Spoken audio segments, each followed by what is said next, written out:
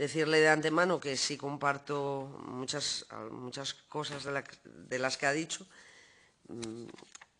pero le voy a mencionar precisamente de lo que discrepo, en el sentido también por ponernos en contexto, porque me pareció también, no sé en qué términos, quiero decir, todo se enmarca de alguna manera a la hora de hablar en algún contexto que usted tiene, o sea, usted evidencia, pero me pareció muy fuerte hablarle de la gestión de un organismo o del caso de un residente como un cambio de domicilio.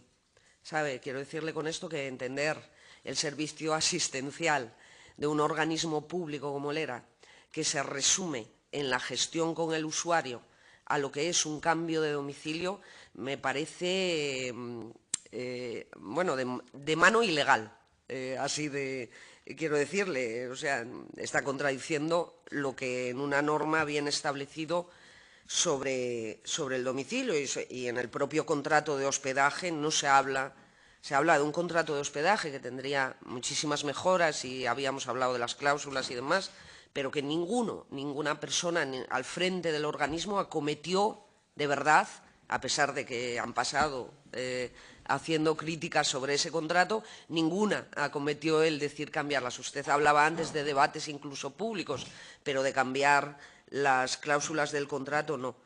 Y decía usted una cosa que comparto, en la amenaza privatizadora de un organismo que hay que poner en valor, como es que, vamos, y la gestión que hace de residencial de geriátrica en toda Asturias, que desde luego que tiene pocos organismos en otras comunidades que puedan compararse a semejante, y que desde luego puede ser un caramelo, permítame la expresión, privatizador, pero que precisamente la mayor amenaza privatizadora, teniendo en cuenta otros organismos que han sido privatizados a nivel del Estado y en otras comunidades, tienen mucho que ver con la falta de una gestión eficiente por parte de...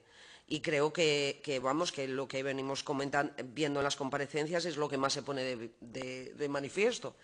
No le quiero entrar al tema de las contrataciones, de las auditorías, no sé si vería, comparecencias anteriores en las que pues, son numerosas, y hasta la de la Sindicatura de Cuentas del 2015, en cuanto a la falta de regulación de contratos durante años y fraccionamiento y demás, con bastantes irregularidades, y además mantenidas en muchísimos años del tiempo, más que la memoria incluso de acordarse para atrás. Le quiero hacer una sola, dicho todo esto, luego usted me hace las precisiones y todo lo que considere, pero quiero preguntarle una cuestión que siempre he tenido bastante duda, a ver si usted me la puede aclarar y si lo recuerda. ¿Se construyó la bolera de Pola de Siero a cargo del organismo autónomo ERA, cuando la residencia de Valentín Palacios de Pola de Siero? Es lo que le quería preguntar. Bien, gracias. De lo anterior, ¿no? Por supuesto, por supuesto. Vamos, ahora decreto... le digo ya para que Mirad, usted diga. para mí, cuando llegué a ser gerente del ERA, el decreto del 98 era jovencísimo. Tenía 4 años, o sea que...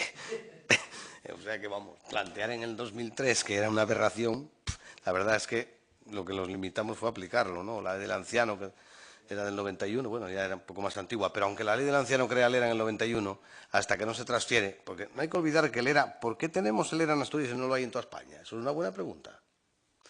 Al margen de que sea público y demás. Ocurre que el Principado se encuentra con lo siguiente. Ayuntamientos diciendo, señores, necesitamos una residencia de ancianos. Hay que apretar aquí la clavija al Principado que se construya. Construyen Infiesto, La Viana, no sé dónde. Segunda, tenemos las que tenía la Diputación, antigua Diputación de Asturias, que ya tenía heredado el Principado de mano desde que se constituye la comunidad autónoma. ¿Qué hacemos? Pues la Consejería no podía gestionar algo así de una manera desde la propia estructura de la Consejería. Dice, vamos a crear un organismo autónomo. Y entonces se crea, y a partir de ahí es la ley del anciano la que crea el ERA debido a una necesidad de gestión. Aparte de lo que traiga lo que trae la ley del anciano, que no tiene que ver con la creación del ERA, ¿vale? Yo estoy hablando solo de la parte que se refiere a la creación del ERA. Por lo tanto, el decreto del 98, evidentemente, simplemente cumplirlo. A día de hoy es obsoleto porque está fuera de regulación con lo de la dependencia. No olvidemos que en el ERA hay mucha gente que no tiene el derecho a la dependencia, ¿eh? Y que tiene que tener una regulación legal. Ojito, eso es otra cosa. Pero sobre el cambio de domicilio, mira, cuando yo afirmo que una persona cuando entra en una residencia del ERA cambia de domicilio, me refiero solo a sus derechos. Quiere decir, ¿qué derechos pierde o cambia por cambiar de domicilio? Derecho al voto no, derecho a la protección de datos no, derecho a tener su patrimonio no, derecho a puedo hacer una lista de miedo. No conozco ninguno que pierda por ir a una residencia, como si va a un hotel. Bien, no entro en la parte asistencial ni en otras cosas, ¿eh? Yo hablaba en el sentido puro de derechos constitucionales, vaya, ¿no? Igual así nos aclaramos mejor. Bien, a eso me refería, porque hay gente que piensa que porque una persona entra en la residencia, ya que soy su hijo, tengo que controlar sus bienes. ¿Y? ¿Motivo? No hay ningún motivo. No, que tengo que cuidar mi futura herencia. Cuidado, ahí entramos en una discusión. Vuelvo a lo de antes y no me alargo. Por lo tanto, a eso. Ese era el discurso que yo no entraba en otros campos, ¿eh? ¿Vale? Bien. Ya expliqué lo de que no hay ningún ERA en España. Bueno, ¿qué pasa con la bolera de Siero? Mira, los centros polivalentes de recursos, llamados así por tener muchos recursos dentro, como bien. Bueno, perdonar que diga estas cosas. Yo igual tengo de formación profesional y la vehemencia que decía antes, ahí la compañera, bueno, la señora diputada de Ciudadanos igual se debe a eso, que a los chavales hay que estar machacando la cosa. Perdonar si vengo de otro ambiente, ¿no? Entre comillas. Bien.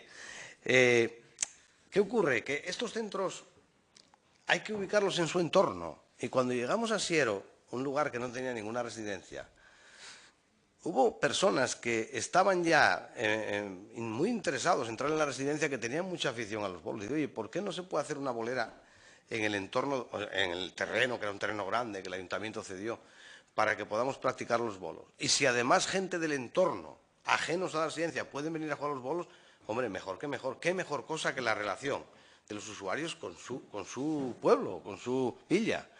No hay otra explicación, ¿eh? Ahí no hay que no sé quién de no sé dónde le interesaba hacer una bolera, porque era la asociación de bolos de Siero y aprovechando el Pisuerga hacemos la bolera. No, nada más lejos, nada más lejos. Y la bolera está bajo la gestión, el patrimonio y el control de esa residencia. Bueno, CPR se llama, ¿no? Porque tiene también más que residencia. Por lo tanto, que quede claro que no había ninguna otra cosa. ¿Que suene raro? Bueno, puede sonar raro, pero en otros sitios no la pidieron. A lo mejor pidieron otras cosas, que querían tener un huerto, un jardín o no sé qué. Eso son cuestiones, ya sé que la bolera cuesta un dinero, pero a la hora de hacer un proyecto general no es lo mismo que después de hecha, ahora vamos a hacer la bolera. No sé si me explico, ¿no? O sea que yo creo que fue un buen acierto, porque el movimiento de gente usando esa bolera para los residentes es muy interesante, aunque no lo parezca. Es muy interesante, de verdad. Yo creo que fue un acierto. Vale, pues muy bien y muchas gracias. No le haré más preguntas.